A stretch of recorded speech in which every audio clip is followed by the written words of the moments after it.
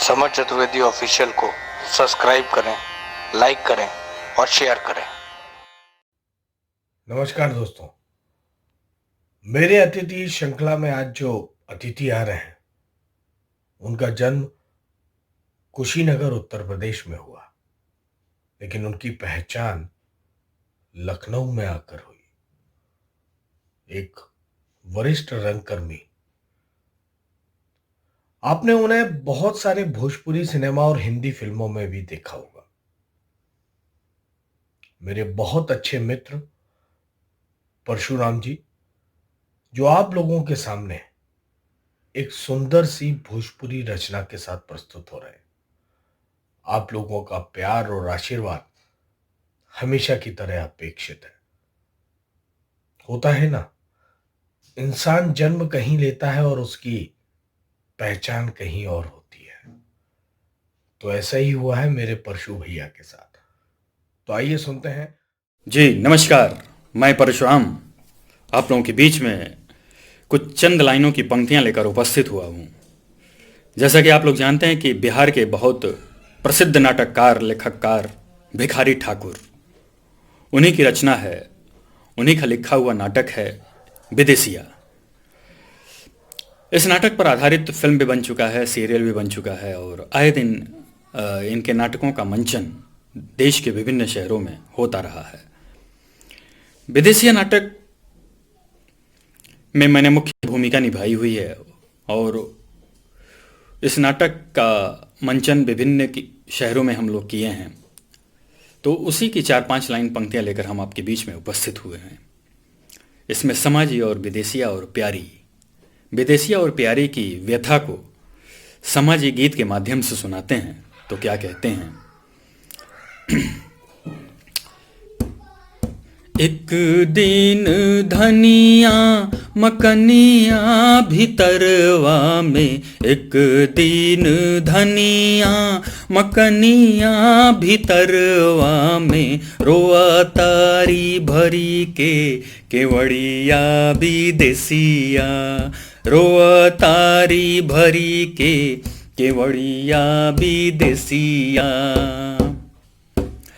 रात कुछ बीती गईले दुआरा विदेसी अइले, रात कुछ बीती गईले दुआरा विदेसी अइले, कहल न खोली द केवाड़ी प्यारी धनिया, कहल न खोली द केवाड़ी प्यारी धनिया। तो विदेशी क्या कहते हैं? खुल खुल धनिया है बजर के वड़िया हो, खुल खुल धनिया है बजर के वड़िया हो, हम हैं पियवा तोहर रे सांवरिया, हम हैं पियवा तोहर रे सांवरिया। पूर्व से आवतानी कर पहिचान बानी, पूर्व से आवतानी कर पहिचान बानी, मुदित न बरे बीतल हो प्यारी धनिया, मुदित न बरे बीतल हो प्यारी धनिया। तो समाजी फिर आगे क्या सुनाते हैं इन लोगों की व्यथा के ऊपर? अतना सुनत धानी खोलली केवड़िया से, अतना सुनत धानी खोलली केवड़िया से, दुआरा पर देखी पिया ठाड़ रे सांवरिया, दुआरा पर देखी पिया ठाड़ रे सांवरिया। तुरते खोली के परी पियारी ताके पति, तुरते खोली के पर पियारी ताके पति, झट पपिहा से स्वाति बूंद मिललन बलमुआ, पपीहा के स्वाति बूंद मिललन बलमुआ। तो इतना सुनने के बाद प्यारी क्या जवाब देती है,